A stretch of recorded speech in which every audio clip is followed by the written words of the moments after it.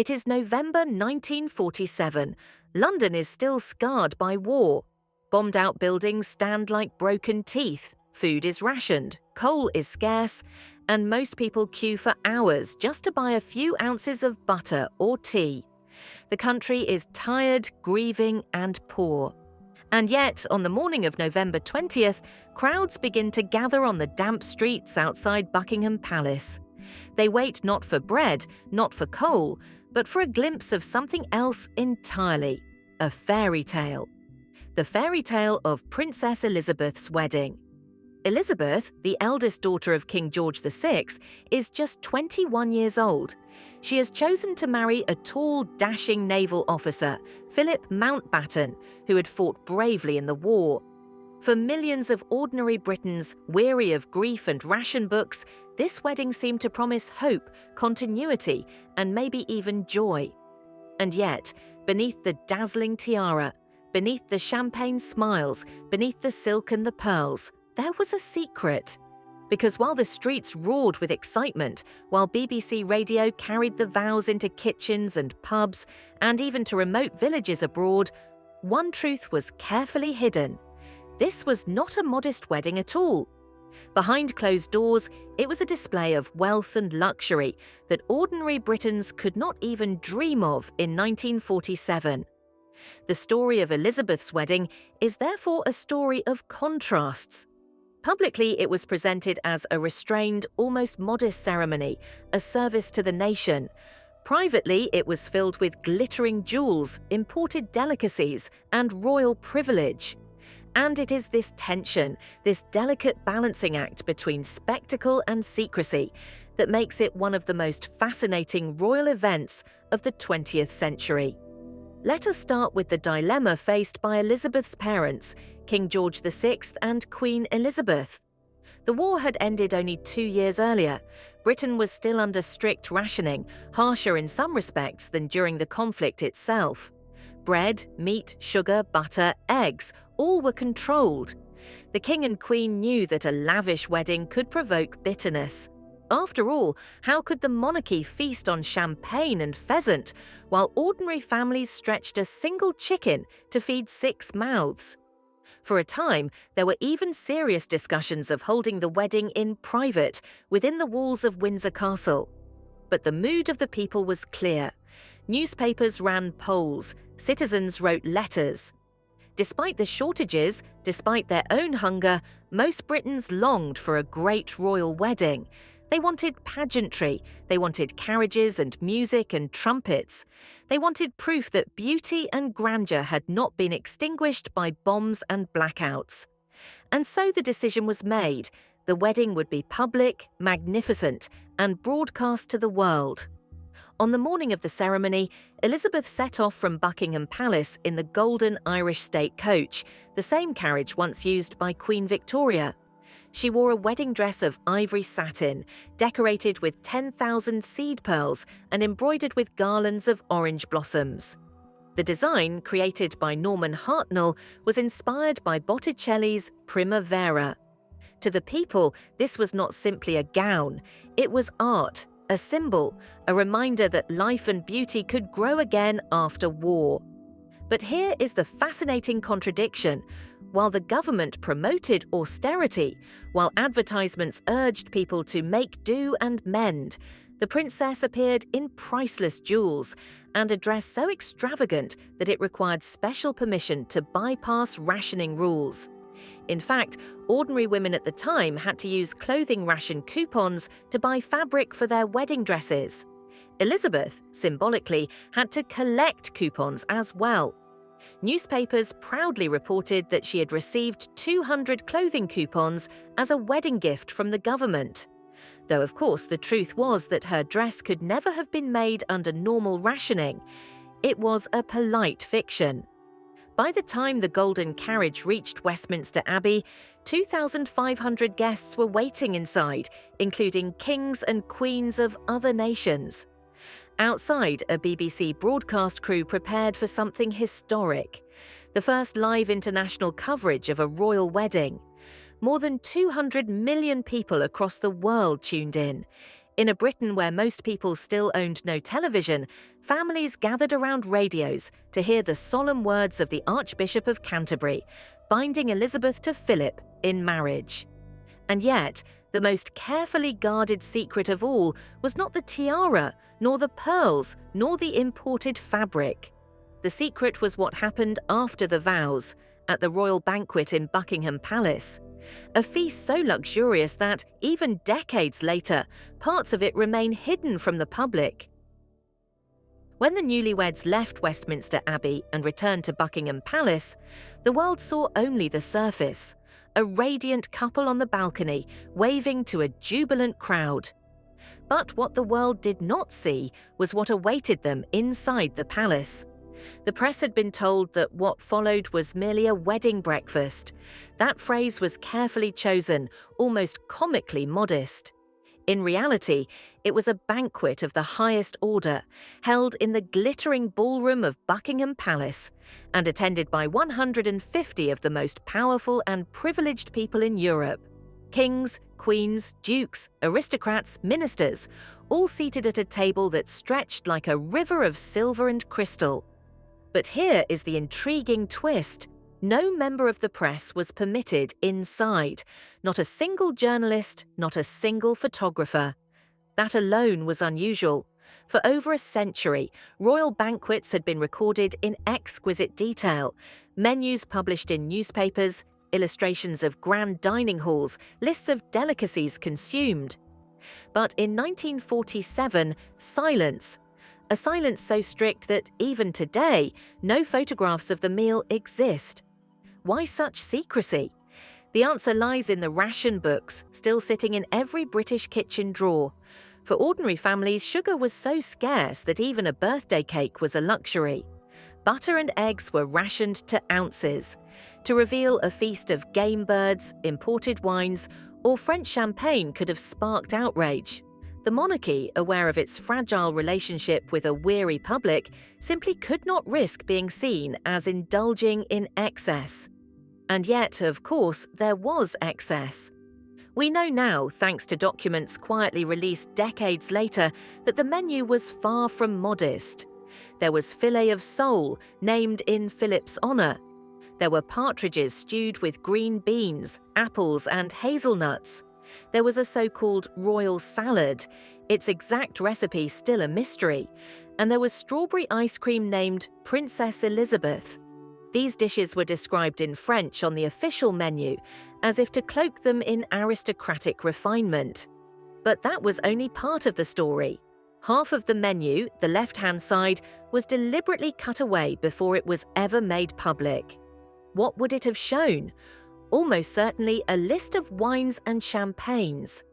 The wines themselves were not extraordinary, they were traditional, the kind of vintages expected at any European court.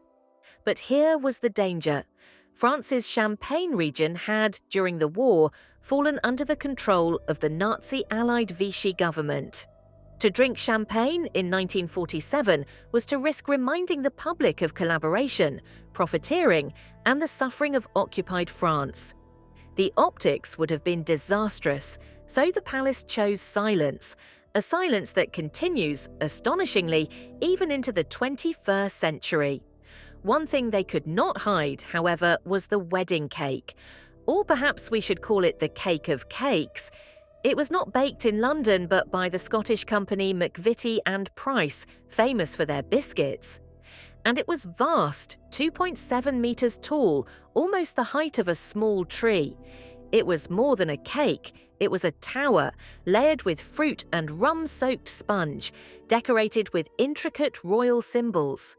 The ingredients came not from Britain, but from across the Commonwealth. Sugar and dried fruits from Australia, flour from Canada, rum from Jamaica. It was presented as a gift from the empire to its future queen. To the people of Britain, it carried a reassuring message. See, we are not indulging while you starve. The world has sent us these gifts. But again, appearances deceived. While the newspapers gushed about the generosity of the colonies, the truth remained. The ingredients had been imported at a time when most Britons still went without. The contrast was sharp. For families stretching dried milk powder into puddings, the very idea of a 9-foot royal cake bordered on fantasy. Even the cake-cutting ceremony reflected this tension. The sword used was not a ceremonial one, but Philip's own naval sword, a gesture designed to link the wedding feast with military service and wartime sacrifice. The symbolism was clear. This was not decadence, but tradition, duty, and continuity. At least that is how it was presented. In reality, the wedding banquet of 1947 was a lesson in royal stagecraft. It was about showing just enough splendor to lift the spirits of a battered nation, while hiding enough luxury to avoid scandal. The people cheered for the golden carriage, the sparkling tiara, the magnificent cake.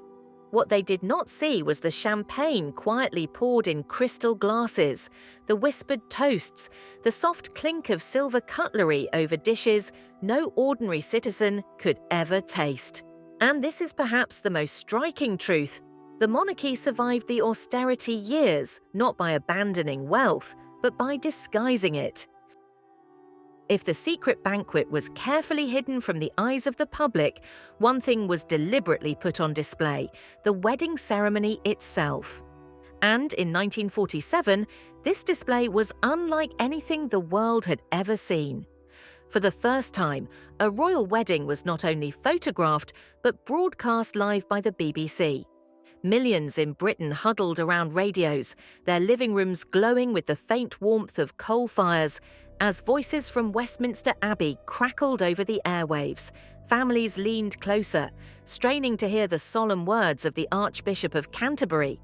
For a moment, listeners could forget ration books, bomb sites, and the grey monotony of post-war life. They were transported into the heart of a medieval abbey, gilded and echoing with music.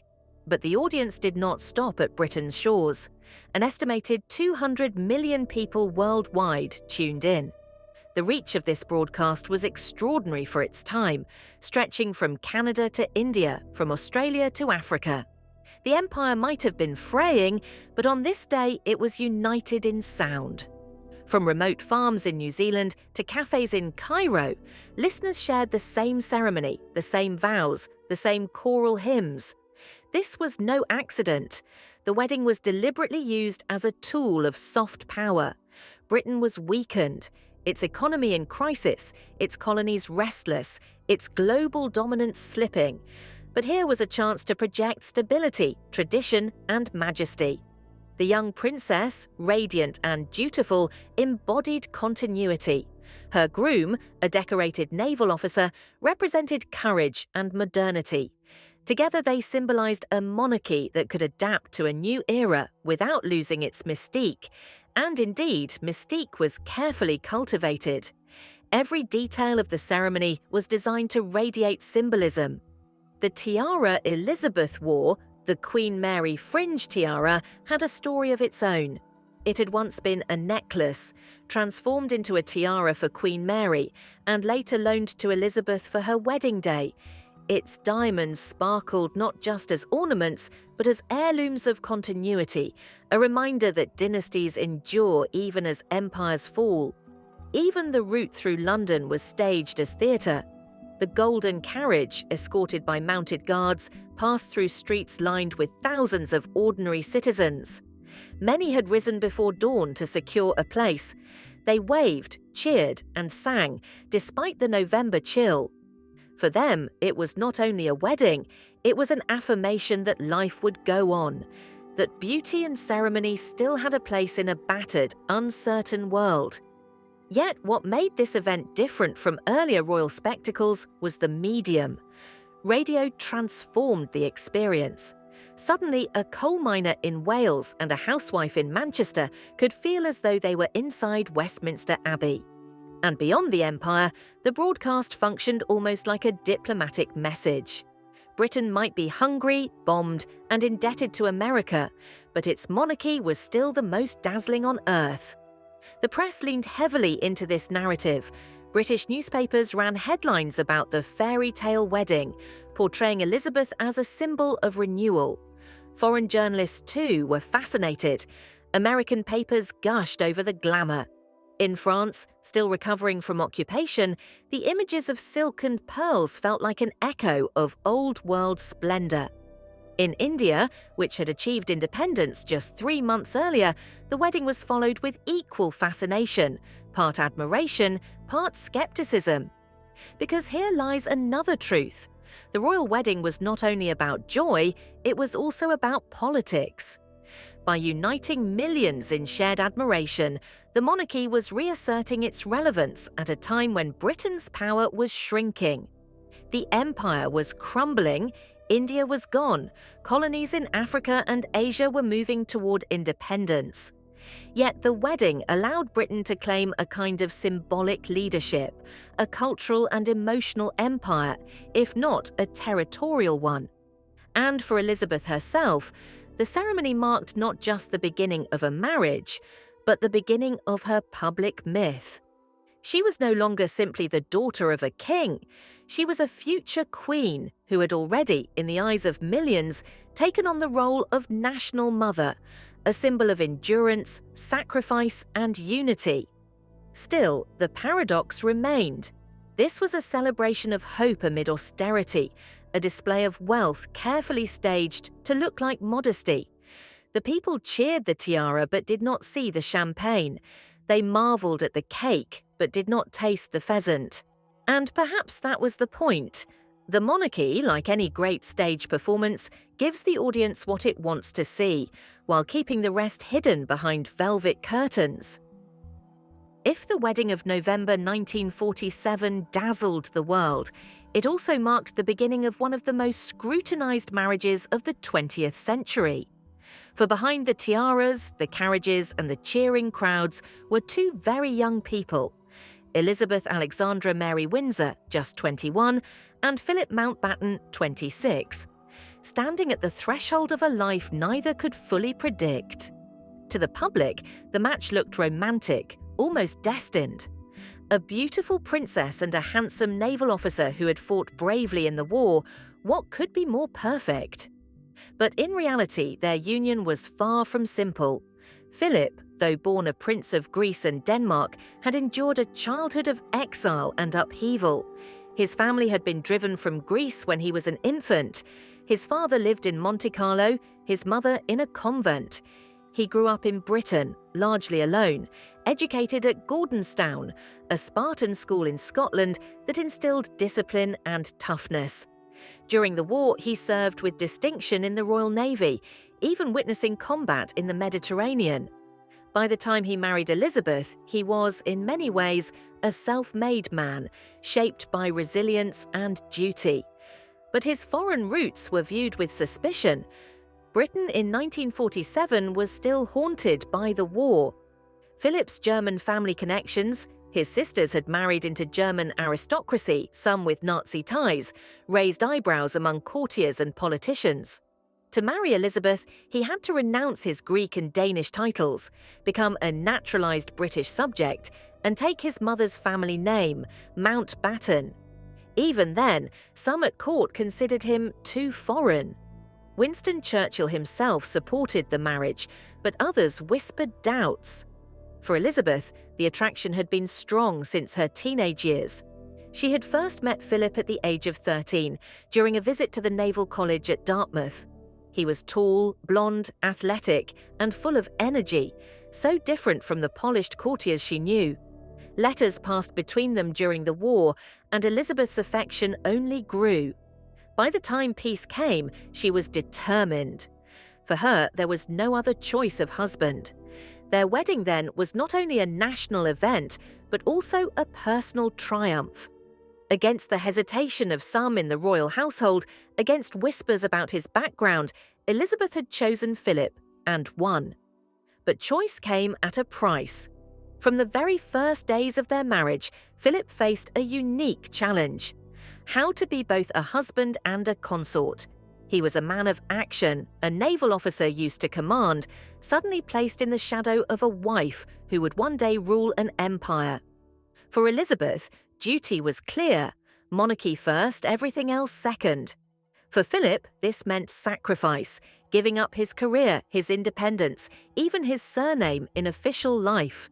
In those early years, however, there was still freedom. After the wedding, the young couple moved to Malta, where Philip was stationed with the Navy. For Elizabeth, this was perhaps the happiest and most normal period of her life. In Malta, she was not yet queen, not yet bound by the golden cage of duty. She shopped in markets, went dancing, lived as a naval wife rather than as a sovereign. Friends later recalled how carefree she seemed, laughing at parties, enjoying long drives by the sea. But this idyll was short-lived. Within 5 years, King George VI would die, and Elizabeth would ascend the throne at just 25. Philip's naval career ended abruptly. The private life they had briefly enjoyed dissolved into the relentless rhythm of monarchy, public ceremonies, state visits, endless scrutiny. The fairy tale wedding of 1947, so carefully staged, became the opening chapter of a story defined not by romance alone, but by the weight of responsibility. Yet, it is important to understand why that wedding mattered so much in the first place. For the people of Britain, the sight of Elizabeth and Philip, young, hopeful, smiling, was more than a royal romance. It was a promise. A promise that, after years of war and hardship, there would be renewal, continuity, and a future. And perhaps that is why the contradictions of the day, the lavish banquet hidden behind rationing, the jewels glittering in a land of shortages, were not resented but accepted. The people did not want reality on that November morning, they wanted myth. And Elizabeth and Philip, willingly or not, provided it. Of course, myths are fragile. Over time, cracks would appear in the marriage, in the monarchy, and in the carefully crafted image of perfection. But in 1947, on that cold London day, the fairy tale still shimmered. The wedding of November 1947 did more than unite a princess and a naval officer. It set the tone for an entire reign. It created a template for how the monarchy would survive in the modern age, balancing spectacle with secrecy, tradition with adaptation, glamour with restraint. Consider this: the monarchy of the mid-20th century was under enormous pressure. The empire was collapsing. India had declared independence just months before the wedding. The war had drained Britain's economy.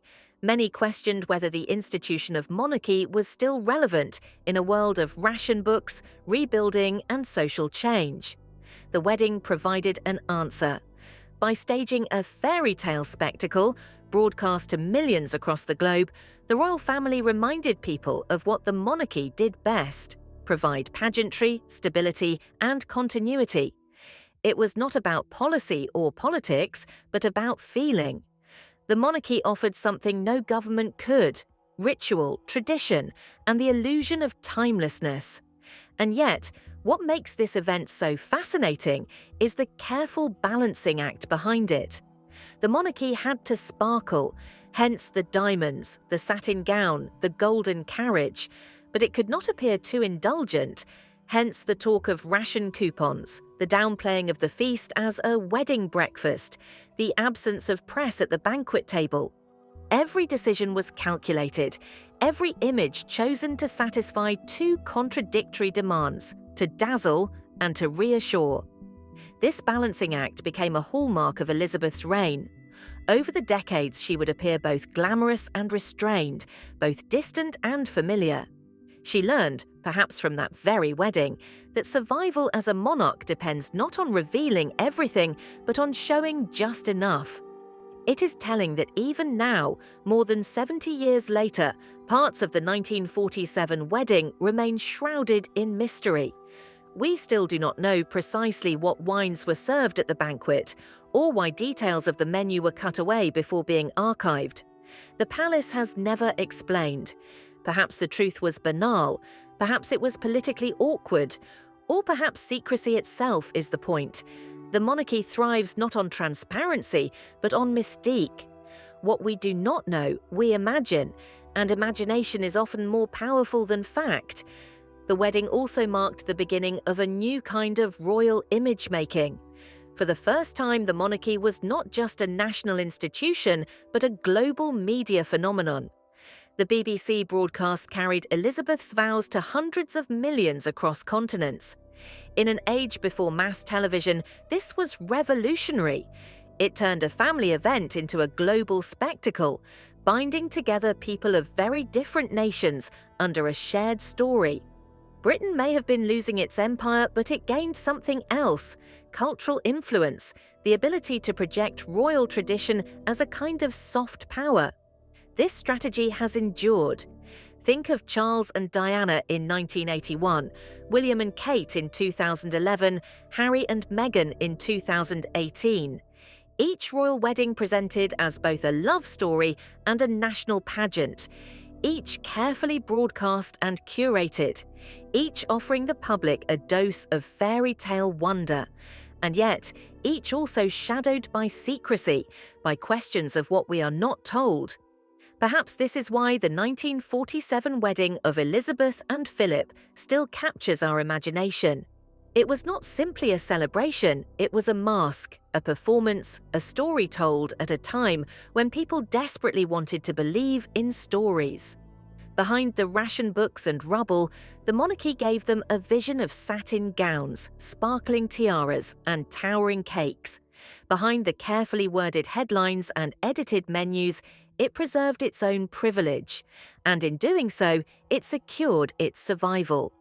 Elizabeth would go on to reign for more than 70 years, becoming the longest-serving monarch in British history. But in many ways, the strategies that defined her reign, the mix of glamour and secrecy, the careful crafting of image, were all present on that November morning in 1947. Her wedding was not just the beginning of a marriage, it was the beginning of a myth. And like all powerful myths, it continues to resonate, not because it tells us everything, but because it leaves just enough hidden in shadow. So what do we make of it all? The wedding of Princess Elizabeth and Philip Mountbatten in November 1947 was, on the surface, a fairy tale. Gleaming carriages, glittering jewels, and a princess radiant in white satin. But beneath that fairy tale lay contradictions that still fascinate us today. It was a celebration held in a country where people still queued for food, where coal was scarce, and where families patched clothing rather than replace it. And yet, the monarchy staged a spectacle of pearls, tiaras, and towering cakes. It was a display of privilege, but one so carefully choreographed that it appeared to be a gift to the people rather than an insult to their hardship. This is the paradox of monarchy. It survives not by erasing its wealth, but by disguising it, by turning power into performance. The 1947 wedding was a masterclass in this art. The tiara sparkled, but the champagne glasses remained hidden. The people cheered the golden carriage, but never glimpsed the pheasants and partridges on the royal table. The ration coupons, loudly announced in the press, were symbolic gestures, not practical realities. It was theatre, and theatre worked. Why does it still matter? Because the monarchy, unlike a government, rules not through policy but through image. Its currency is not law but legitimacy, not transparency but mystique. And mystique depends on stories like the 1947 wedding, stories that enchant even as they conceal. Think of the millions who listened on crackling radios, or the crowds that lined the bomb-damaged streets of London, their faces lifted with hope. For them, the wedding was not about what they ate that night, or what fabric they could afford. It was about believing, if only for a moment, in continuity and beauty. It was about imagining that after years of darkness, something golden could return. And yet, the secrecy lingers. Decades later, we still wonder, what wines were poured? Why was the menu cut? What truths were hidden behind those locked palace doors? The fact that we still ask these questions is proof of the monarchy's enduring trick, giving us enough to marvel at, while keeping enough in shadow to spark endless fascination. For Elizabeth herself, the wedding was both an ending and a beginning. It ended her brief youth as a naval officer's wife and began her lifelong role as queen, symbol and myth. The vows spoken in Westminster Abbey bound her not only to Philip, but to a destiny that would define an era. 70 years later, when she passed away, many looked back to that wedding day as the moment the second Elizabethan age truly began. And so, as we think of November 20th, 1947, we are left with two images. One is public, a princess in satin, a young couple smiling on the balcony, the roar of a crowd echoing through war-torn London. The other is private, silver cutlery on hidden tables, champagne bottles never photographed, secrets still tucked away in palace archives. Between those two images lies the truth of monarchy.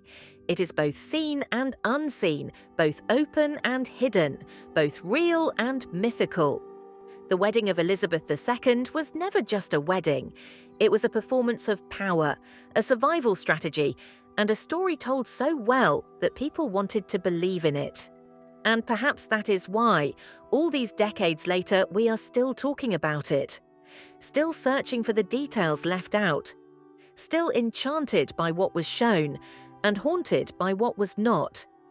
Because the fairy tale of 1947, like all fairy tales, was never just about happiness. It was about mystery. And mystery in the end is what keeps us listening,